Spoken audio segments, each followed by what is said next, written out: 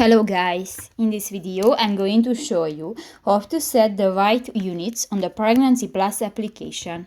But first of all, I just want to mention, please don't forget to subscribe to our channel, because at 100,000 subscribers we are going to show you our YouTube revenue statistics and growth strategy, how to make money online. So let's jump into it. First of all, open the application on your device. New, click to the profile button at the upper right corner of the screen. And in the menu section, you can find the settings button. Click that. And here, go to the last option, the white units. Click that and you can select three options.